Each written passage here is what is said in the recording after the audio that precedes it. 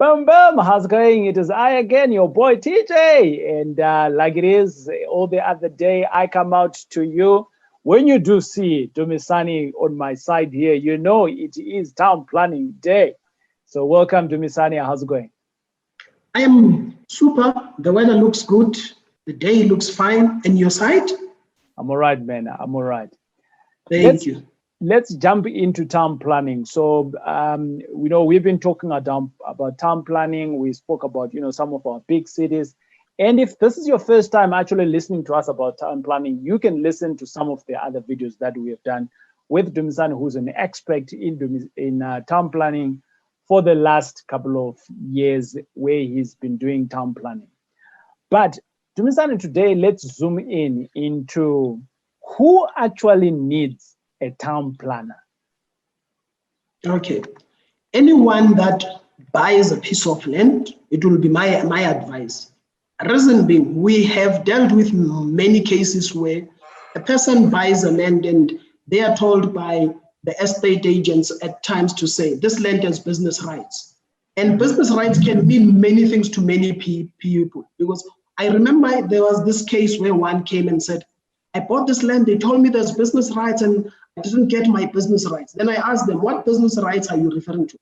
I do a panel beating. I said, but panel beating cannot have business rights. They will have industrial rights, not business rights, because business rights in town planning or in land use, it's different from what you might refer to. Just because you are running a company, it doesn't mean every time you enter into a certain building, you work from it, it has business rights. So anyone who buys land, anyone who wants to invest into land, or anyone that is interested in doing something on a piece of land, my advice would be consult a town planner just for an advice, not to say appoint them all, just for an advice, so that whatever that you intend to do on the land, you ensure that you buy the right piece of land on the right location. Right. I know Dumisani is saying here the right piece of land, but actually what it is any property, right? Whether it's vacant land or whether it's a building, it's a structure, whatever it is that you're buying. The point is here is that you need to consult a town planner to actually see what you are buying. Is that what you're saying, Dumisani? That's what I'm saying. A simple example: there's a building that you bought. And you want to convert this building now into a sectional title, let's say for an instance. But when you go to municipalities, start doing your investigation, there are no building plans because the building has been there for long. The person you bought from, they say, I do not even have building plans. I bought this from someone also who built it in South Africa, normally say donkey years, meaning in many years ago. But you want to now partition, divide it inside and put in, Is that common, Dumisani? What you have just explained now to say that you buy, there is no plans, and plans were there, donkeys. Is that common? I'll say it's 60% of the projects we are dealing with, we face those kind of challenges. And I think one of the things is, when the municipalities combined, especially where you find metros, like your city of Joburg, your Tshwane, your Ekurhuleni. Remember, it used to be smaller municipalities like your Soweto municipality, Halfway House municipality, Motorfontein. Then there was a time where they combined to make one big municipality, which is the city of Joburg. So we are of the belief that when they were merging, some of the files got missing at that time. You might find out they are still somewhere, but people cannot correctly locate them because they have not been now archived now correctly. People just took them from the old offices and maybe parked them somewhere. We are hoping as and when future unfolds, some of these things will start being, found, because one of the critical things is if you can't find building plans for a 2-3 story building, the challenge is you don't even know where the services really run. You don't even know where the sewer and water is.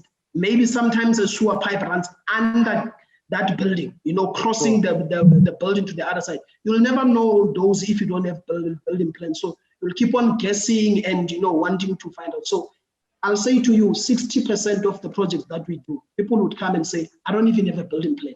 especially where there's structures that are existing. Yes. How do you navigate that now? Do you, is it, let's just say here, I've bought the property already, and now I'm asking after. Is it my problem? Is it the council's problem? Yeah, how do you navigate that? Okay, the honest truth is, the person you bought from and the agent and council, no one wants to take responsibility. That's what we have found. Because the person will tell you, I bought it like this, I didn't get paid papers also. And I am of the belief at times to say, they might not be telling the entire truth. There might be a bit of, maybe they've misplaced the file or somewhere. They are just not being honest to say, I have the file, but I'm not sure where is it. And with council also, like I'm saying, records have been there. It's only in certain instances where they would prove that a municipal building once burned when there were riots and all of that, then the records burned there. But out of the 2018 or 16 small municipalities that came and became one big metro, you'll find out the incident of offices burning, it's 2 out of all those municipalities. So the files are somewhere. They are somewhere there. The only thing is, because now you are the new owner, the challenge and everything else lies with you, because you want to move ahead. You want to start utilizing your building. So I'll say, if you go to the municipality 2 to 3 times and you don't find anything, don't waste your time anymore, because you can waste 3-4 years looking for something that you are not going to find. Come, we will be able to assist you with the services of also a draftsman or an architect. We'll go to the building, measure it inch by inch, centimeter by centimeter, redraw it again, and then we have now learned, and through experience, we are able to open the manhole and can tell you where the sewer pipes are running to, where are they headed into your property. So we have learned over time, and with experience, you start learning to say, okay, a building of this nature, this is how I'm going to deal with it. Building of that nature, the smaller buildings are much easier. The bigger buildings becomes even more complex, but there's solutions. They might take a little bit of time to have them resolved, but solutions are always there. And one of the things that we strive for is we are always solution oriented. So Dumisani, if I am to buy a property, and actually there's a property that comes to mind. There's a property that I sent you recently, late December, late 2020, and I said to you, Dumisani, what can we use on this property here? And I think you responded and said something around social development. And that's the property that we're buying out in Kempton Park. And I've never seen social development. What does social development on a property means? I mean, this place here, so let me just give a good picture to the audience. It's a house. It's a normal house, right? 2,000 squares. There's a few structures on the property. There's about 3 of them. And because my neighbors, they have built a double-story a complex, and across the road from me, they've also built a complex. And behind me, they've also built a complex. So I thought, well, if I buy this property here, I can use it as well to go up, which is a good opportunity for me, right? But now I consult with you, and I know I didn't consult with you before, but this one here, you said to me, it's social development, something that I'd never seen before in my real estate experience. What is that? Okay, I think you are trying to say social services. So what happened is that's what I said. I think you didn't hear me correctly. Yes. Okay, what happened is 2014, the city of Ekurhuleni did a new town planning scheme. So a town planning scheme is just a document that prescribes to say, when you have a certain zoning, what can that zoning offer you? Primary, secondary. So secondary will be when you do a consent use, but primary means immediately you get into the land. This is what you can do. So the social services there, and I stand to be corrected, but I would think the municipality might have done a little bit of a mistake there to say they should have either just left it as a residential one to give an opportunity to rezone. But I think it might have been an oversight to put it at, because like you say, it's surrounded by high-rise buildings, you see. It will not make sense. So social services just says you can build a house or you can run services that are related to government or municipal or charitable organizations. That's Right. that initiative, yes. Okay. So having said that, you know, my first question to you was that who actually needs a town planner?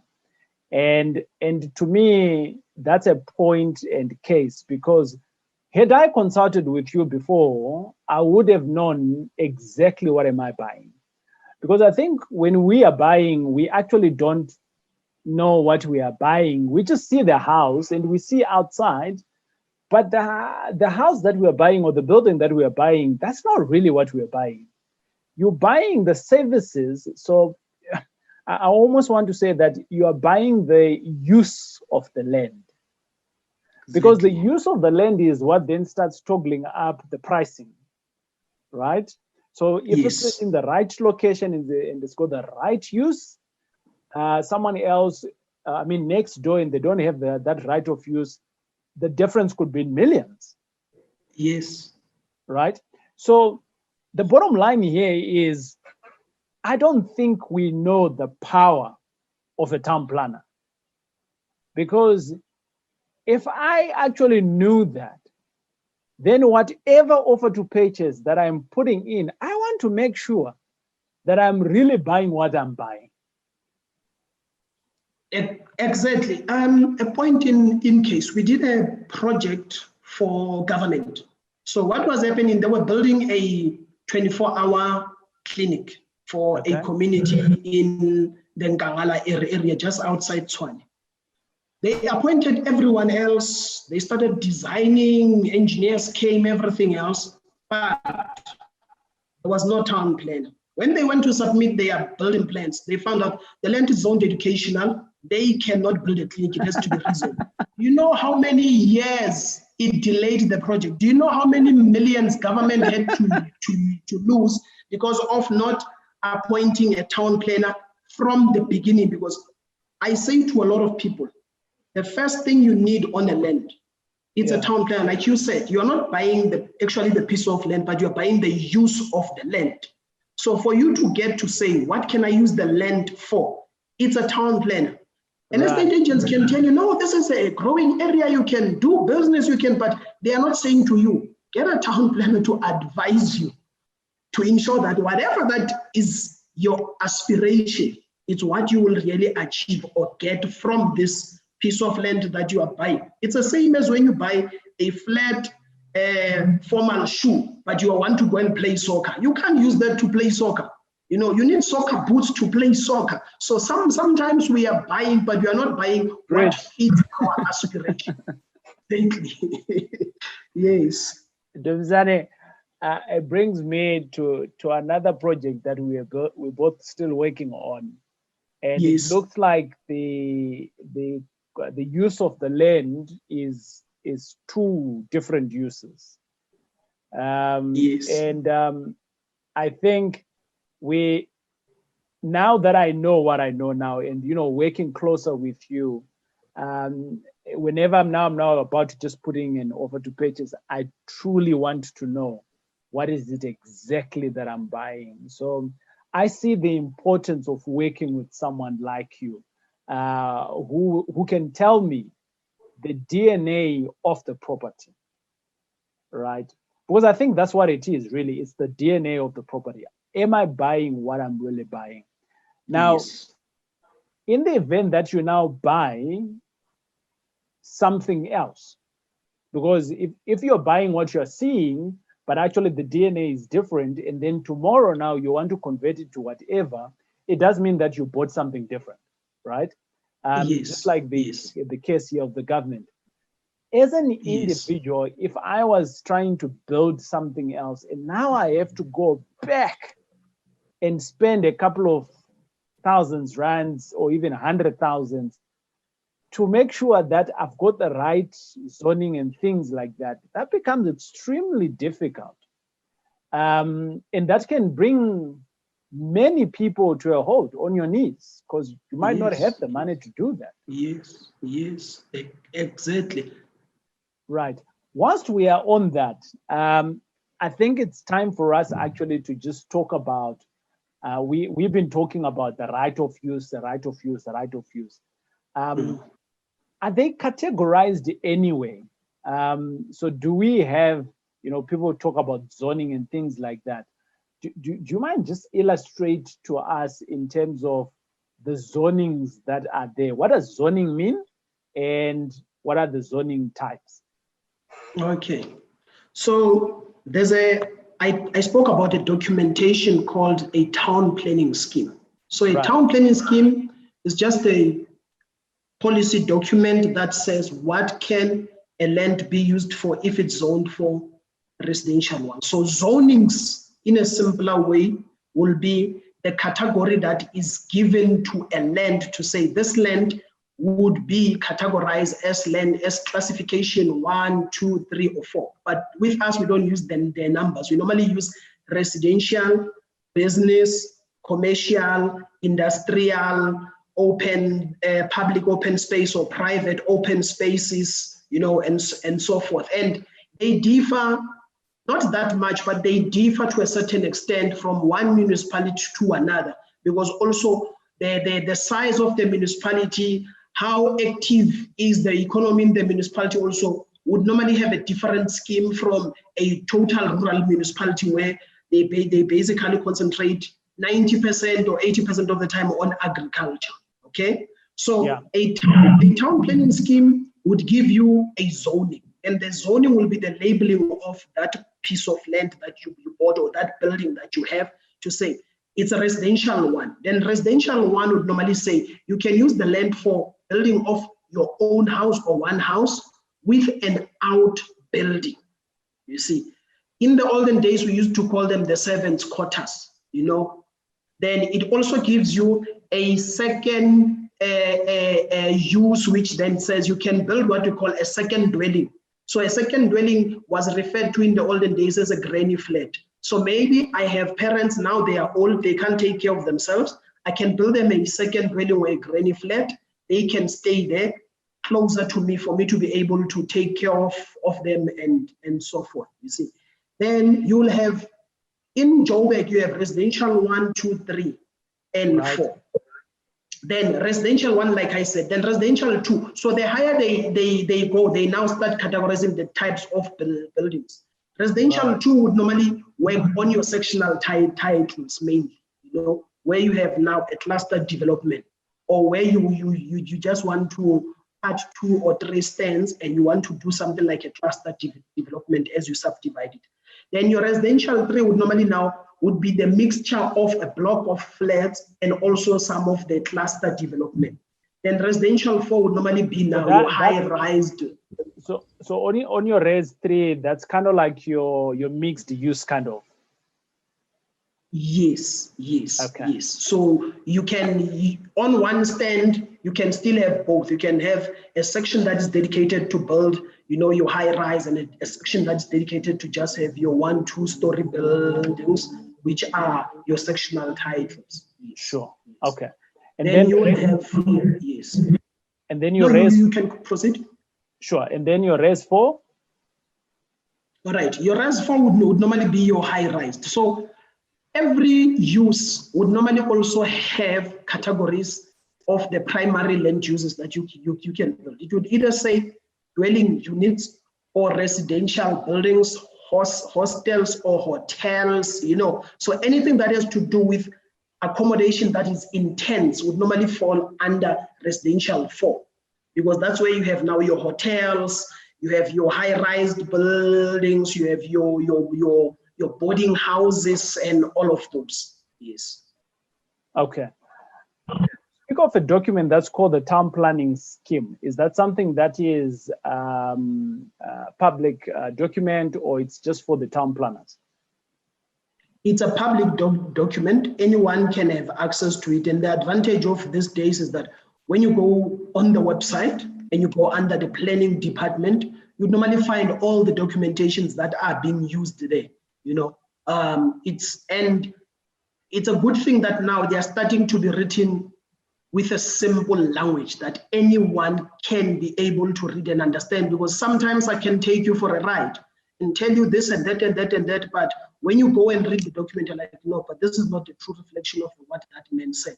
So and we've been advocating for that, to say we are still in the profession. However, make the documentation easier for a general person or a layman, to be able to also read. They might not maybe be able to interpret it to the latter end, but they need to be able to read and understand to a certain extent or to a certain level. I like that. To me, I think we've got lots to talk about, and time is never on our side. But Yes. I want to take away a few things that you spoke about today. And in particular, I think that many of us actually don't think that we have access to a town planner. That's the first thing that I've just realized today. Then the second part is that we actually buy properties and we're not really buying what we are buying. So the DNA of that property, we never ask for it. It's just like going out there, you don't even know that someone's got an ID or not, and you just saying let's get married, and later on you find out they have no any form of documentation, this person that you are getting married to. Yes. But you are in love now and you have already committed, right? And that now becomes problematic now in terms of going forward into the future. Can you resolve it? Yes, but it's just going to be costly. So to me, town planning then becomes an essential service, if I may quote from the words of COVID times. Town planning becomes an essential service for anyone who is serious in their property investments, right? Because a person like you can then tell me the use of this property, can advise me what I can and cannot do. And that way I can now future plan in terms of, is the deal still worth it? And if it is not worth it, why am I wasting my time? I might have paid you 100 Rand, 200 Rand for that consultation. It doesn't matter. You still have kids to feed. So obviously for your time, you need to be paid. But in the bigger scheme of things, if I was like that other hospital, government department that was wanting to build a hospital on a educational site, the 100 Rand that I've paid you for consultation fees has outweighed how much I have now saved in getting that right. And that's how I see things, because I think a lot of times as investors, I speak for myself as well, we don't want to pay for these services, but we want to reap the benefits though. And we go to Dumisani and say, Dumisani, it's expensive. And I always say, if you are paying peanuts, you're going to get monkeys. That's all I'm saying for today. Dumisani, thanks for your time, and we'll catch you on the next video. And we'll chat again soon. Thank you. Keep well. Cheers, man.